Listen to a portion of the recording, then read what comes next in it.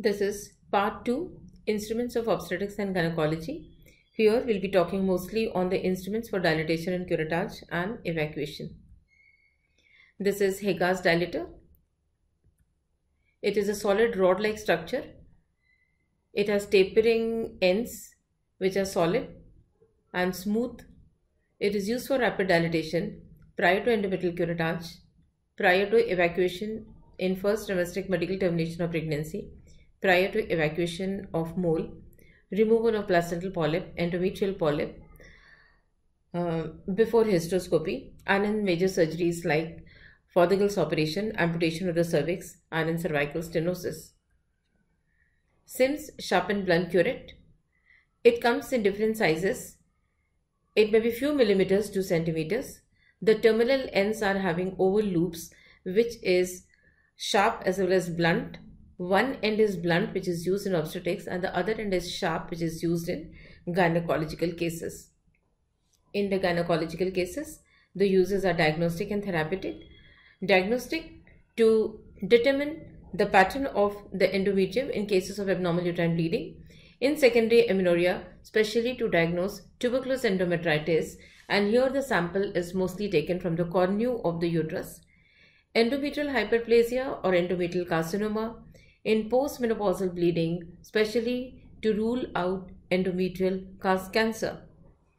When in case of endometrial cancer, the sample is being taken, the method which is used is called as a fractional curettage. Here, 3 specimens are taken.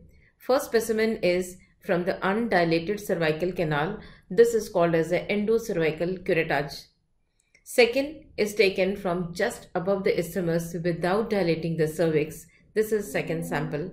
And the third is taken from the uterine cavity from all the 4 walls, anterior, posterior, lateral, and the fundus. Continuing to the gynecological as therapeutic, in cases of the dysfunctional uterine bleeding, you scrape the whole of the endometrium from all the walls, and thereby it helps in causing cessation of the bleeding, and the patients sometimes get improved for more than say 6 months.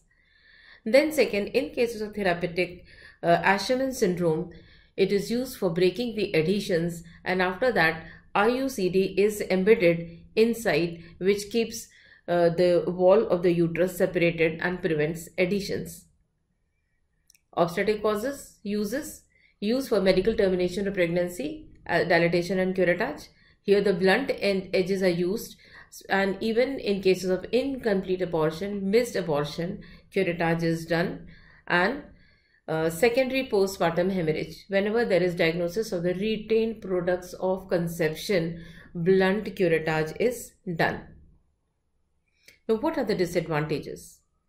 When we talk of that, the complications are though less than 1%, but still it could cause infection, perforation, cervical injuries, hemorrhage. It could also create Asherman syndrome. If some person does enthusiastic curettage, that is, he pulls the stratum basilis also, then there are chances that the patient may have developed Asherman syndrome. Contraindications are if you're suspecting pregnancy, if there is pelvic inflammatory disease, if there is pyometra, if there is genital infection, then curettage is not done. Endometrial biopsy curette. Now, this comes with different names, but simply if you even remember that this is an endometrial biopsy curette, that is enough. There is rannulas, there is Novak's curette, but then it is an instrument which is having a round tip, and it is the subterminal part is having serrated edge, as you can see here, and there is a stellate which is also going in the center, the wire like device. And this advantage of this instrument is that you can obtain endometrial biopsy without dilating the cervix. Now next is ovum forceps. The ovum forceps is a long instrument which is not having any catch, and the end is having 2 fenestrated blades which are having longitudinal fenestration. This is in order to have a grip of the tissue and hold the tissue which you are going to remove. And the because it is not having a catch, It helps in avoiding perforation of the wall. Uses: it is used for evacuation of the products of conceptus, especially abortion and vesicular mole, and it is also used for removing the products of conception in secondary postpartum hemorrhage. This you can see is a plastic cannula. It goes by the name of Karman's cannula. It is open at both the ends. This end is connected to the suction apparatus, and here there are holes, the apertures, which are also called as a whistle, from which the products of the conceptus or the mole will be drawn, because a negative suction is created by introducing the cannula inside the uterine cavity.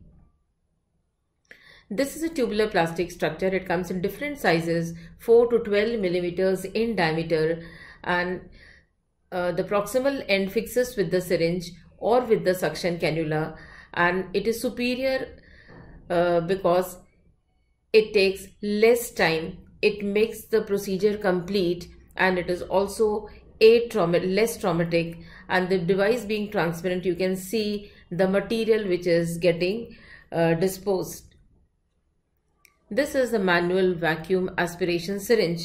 Now the Karman's cannula, this is a device which creates vacuum, and it is having different cannulas of sizes which come, and this is used for creating a negative suction. It is a manual vacuum aspiration syringe, and when you are using this syringe, normally it is not having any medico-legal aspect.